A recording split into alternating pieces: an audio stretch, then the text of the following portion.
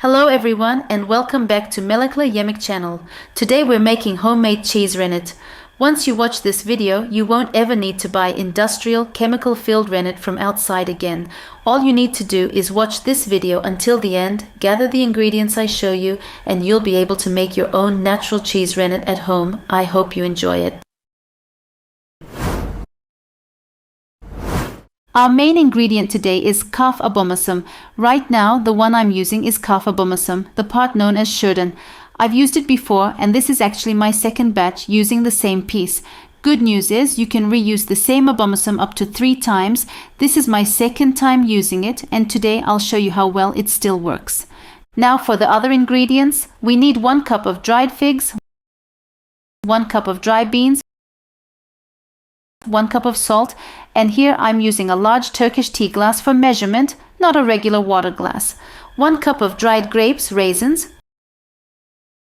1 cup of cracked wheat, also called yarma döğme, they're the same thing, half a glass of honey, or if you prefer, you can use a full glass of sugar instead, but this time I chose honey instead of sugar. We also need 2 heaping tablespoons of homemade powdered tarhana, and by the way, you can also add a cup of dried black plums if you want, plus 1 cup of chickpeas. Now once all of these are in, we'll fill the jar all the way up to the top with either whey or what we call strained yogurt water. Basically, the leftover liquid from straining yogurt. If you don't have any whey or yogurt water on hand, no worries, you can just curdle about 5 to 6 liters of milk.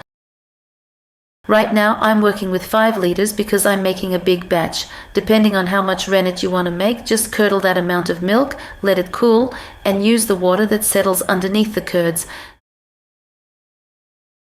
Now that I've filled up my jar really well, I'm giving it a good stir.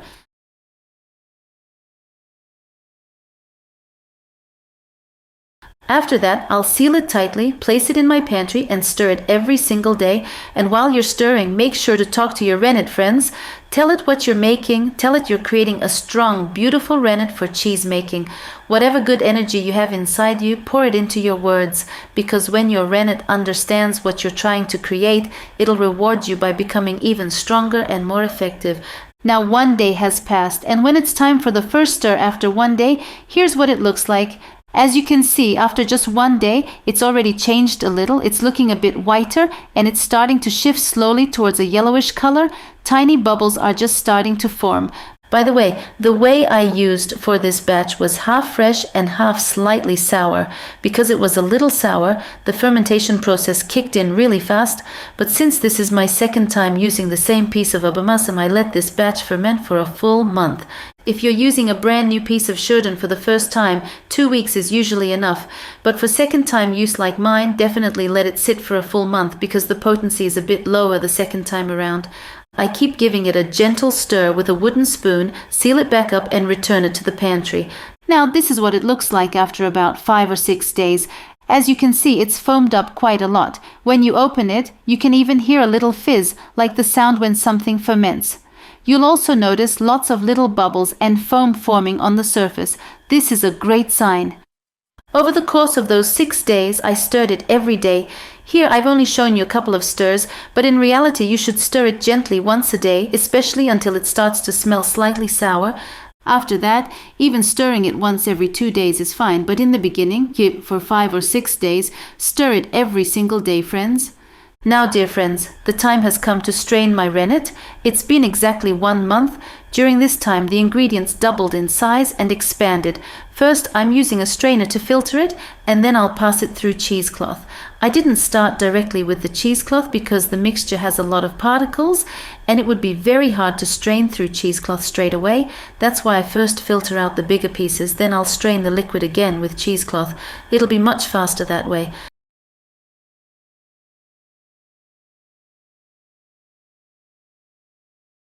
As you can see, because the ingredients expanded, it turned out beautifully.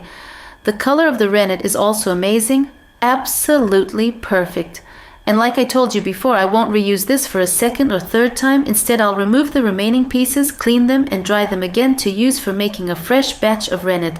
I never wash the pieces after this stage. If you're wondering why, I actually made a detailed video before on what rennet is and how to dry it. You can check it out on my channel. Also, I have 5 or 6 different rennet recipes there, and again, based on your requests, I'm making this version too, doing my best to show you a detailed step-by-step method using simple ingredients we already have. Now, about the leftover solid pieces, I don't cook with them or eat them. When my milkman visits, I save them for him.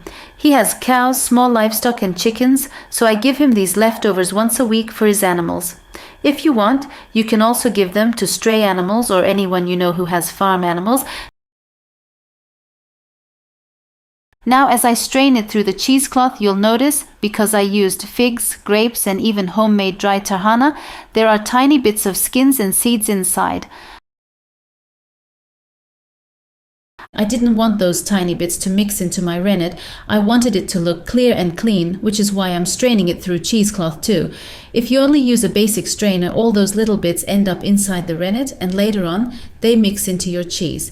It's not a problem if it happens, but for a cleaner, better quality cheese, I prefer to filter them out.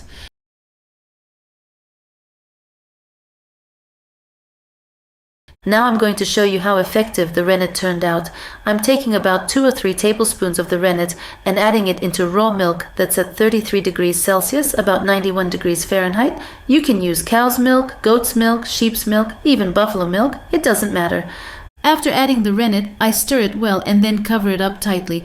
I want to show you how strong this rennet is after 1 month of fermentation. I usually store my rennet in glass jars and keep them in my pantry. You can safely keep this rennet at room temperature for up to 12 months. No need to refrigerate it immediately. But if you don't make cheese often like I do, you can pour it into small water bottles and store them in the freezer. Since I use rennet quite frequently, I just keep it in glass jars in the pantry. And friends, the milk barely needed 10 minutes. The cheese set beautifully already.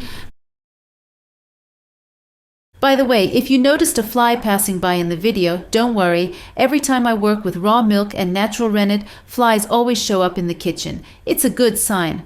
Flies are drawn to natural organic foods. They're not attracted to chemical-laden processed products. So it actually proves how real and pure our cheese and rennet are. As you can see, the cheese curdled perfectly, grainy and beautiful. It turned out amazing. And like I said, you can absolutely keep your rennet stored safely in the pantry. The longer it stays out, whether in warm or cool conditions, the stronger and sharper your rennet will become. No need to worry. Just make sure the glass jar is sealed tightly and you can safely store it for a whole year. Thank you so much for watching. See you again in the next video. Take care. Bye bye.